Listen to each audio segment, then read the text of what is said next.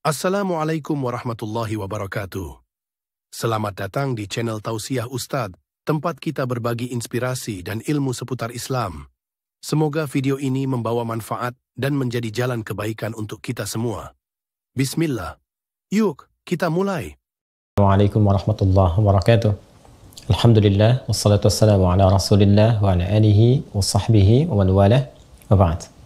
Saudara-saudariku dimanapun Anda berada, dulu sejak zaman jahiliyah, masyarakat Arab tempo dulu berusaha untuk membentuk kelompok-kelompok kecil yang menyebar ke seantero tempat di wilayah padang pasir untuk mencari sumber air dan menyiapkan tempat-tempat tertentu penampungan-penampungan air sebagai persiapan menuju bulan ke-9 yang begitu terik, begitu panas membakar sehingga berpotensi menjadikan sumur-sumur air menjadi kering dan aktivitas juga menjadi terbatas. Bulan ke-9 itulah saat panas, terik, memancar disebut dengan Ramadan. Masyarakat menyebut dengan Ramadan dari kata Ramadha yang berarti terik, panas, membakar. Jika kita ingin jadikan bentuknya superlatif, lebih meningkat lagi, lebih membakar lagi, maka tambahkan alif dan nun di ujungnya. Maka masyarakat menyebutnya dengan Ramadan, bulan masa waktu yang sangat terik, membakar, yang sangat panas, membakar. Karena itulah kemudian sebulan sebelumnya mereka kemudian membagi tugas berkelompok-kelompok. Pengelompokan untuk menyebar disebut dengan tasya'ub namanya. Keadaannya disebut dengan Sya'ban. Maka di bulan Sya'ban, bulan yang ke-8, masyarakat seperti yang tadi diuraikan, mereka bertugas menyebar, mencari sumber-sumber air untuk ditampung, dikumpulkan sebagai persiapan di bulan yang ke-9 yaitu bulan Ramadan. Di masa Islam, nama-nama bulan ini dipertahankan dalam perjalanan di tahun Hijriah. Dari mulai Al-Muharram sampai dengan bulan Dzulhijjah. Bulan pertama sampai dengan bulan yang ke-12. Menariknya, pada bulan Sya'ban sampai dengan bulan ke Ramadan ada pergantian kembali, ada pelebaran dari makna. Yang dulu maknanya lebih kepada menunjukkan suasana, iklim, cuaca yang panas membakar, yang terik luar biasa. Maka secara metafor makna itu dibawa dalam nilai-nilai syariat, dalam nilai pendidikan spiritual. Orang-orang yang saat Ramadan mau meningkatkan amalnya, membangun ketaatan, meninggalkan maksiat, bertobat dia kepada Allah, maka Ramadan akan memberikan panas, terik, membakar dosa-dosanya, menggugurkan kesalahan-kesalahannya, mendekatkan diri kepada Allah Subhanahu wa Ta'ala dengan taqarrub yang sangat indah sehingga berpeluang diterima amal, diberikan kemuliaan, dan mungkin juga bisa berpotensi wafat dalam keadaan husnul khatimah dan kembali menjadi hamba yang saleh. Untuk itu perlu persiapan. Tidak semua orang yang sampai ke Ramadan boleh jadi mendapatkan peningkatan takwa, dapat manfaat dari taubatnya, bisa terdorong untuk meningkatkan ketaatan. Belum tentu kalau dia tidak sungguh-sungguh, kalau dia tidak serius. Karena itu ayat puasa ketika dihadirkan di ayat 183 di surah Al-Baqarah itu, penghujungnya Allah akhiri dengan kalimat la'allakum tattaqun, agar kalian mampu meningkatkan takwa. Tapi apakah semua yang puasa bisa meningkat takwa? Belum tentu. Karena la'allakum dikenal dengan huruf taraji, huruf yang menunjukkan terpenuhinya satu harapan dengan syarat kesungguhan, keseriusan untuk mewujudkannya.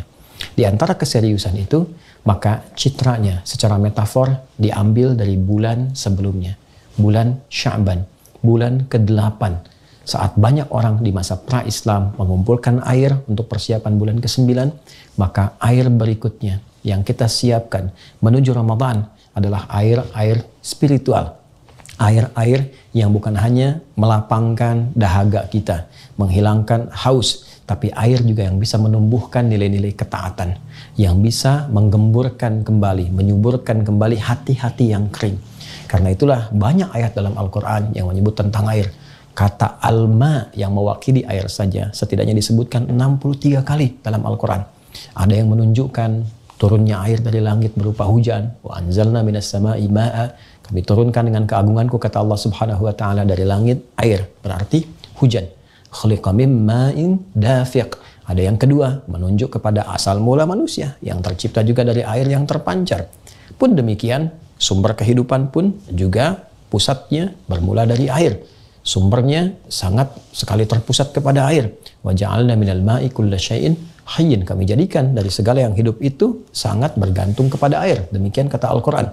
Karena itulah kemudian ada juga metafor-metafor yang mengkiaskan, menganalogikan turunnya air dari langit yang bermanfaat, menggemburkan, menyuburkan tanah-tanah yang kering, hadir tanaman, hadir bebuahan, bisa dikonsumsi. Pun demikian, wahyu seperti air yang turun dari langit disampaikan pada Rasulullah, diberikan risalahnya kepada kita untuk menyuburkan kembali hati-hati yang kering.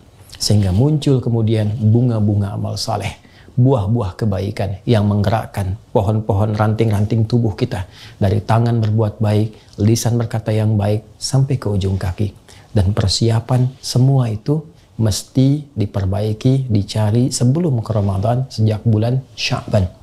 Seperti orang dulu banyak mencari air, maka seharusnya yang terjadi orang sekarang banyak mencari air-air spiritual supaya menjadi kebiasaan saat sampai di bulan Ramadan yang berpotensi menggugurkan dosa, membakar semua kesalahan-kesalahan.